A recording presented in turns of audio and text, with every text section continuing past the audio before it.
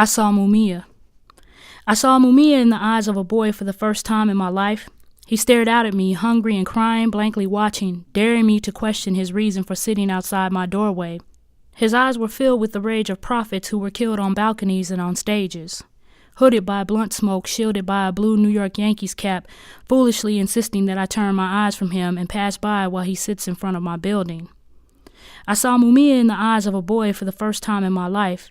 As we got lifted and spent time rapping about Jill Scott rhymes, roots phrenology, and NBA Street Volume 2, he told me ghetto fairy tales where princes were murdered and princesses were saddled with first kisses and bursting with seeds in spring.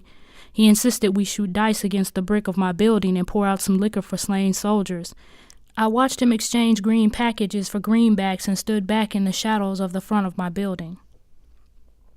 I saw Mumia in the eyes of a boy for the first time in my life through bulletproof small-hole 10-inch thick glass between us as he got prolific when he began spitting knowledge about the Quran, illegal substances, and death sentences. Conspiracy theories coded his words as pictures of oil wells burning glowed in his eyes.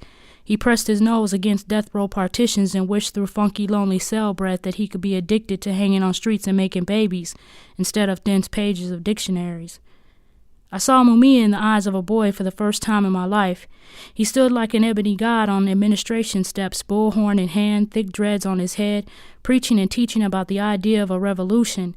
Lost in Reaganomics, crack, and poverty, he spoke passionately with the patois of long-dead prophets, crying out it's nation time as the nation is in the midst of an invasion.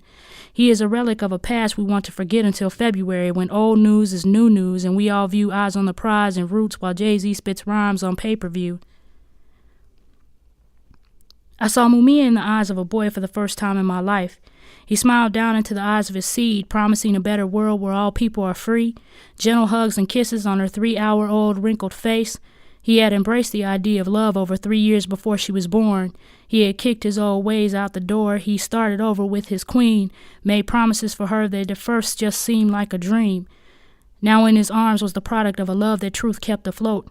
In his eyes told the tale of a love story between a father and child. In the dim light of the hospital room, he held her close. He whispered in her ear words sweet like cotton candy, falsehoods wrapped up like Christmas presents in July. He wiped away the tears from the corners of his eyes as he realized all his words were just lies. I saw Mumia in the eyes of a boy for the first time in my life, standing in front of a recruitment center, seeing no other future other than dying to get out of his neighborhood. He told me he had no choice. He didn't have ball skills and he didn't have a hip-hop voice.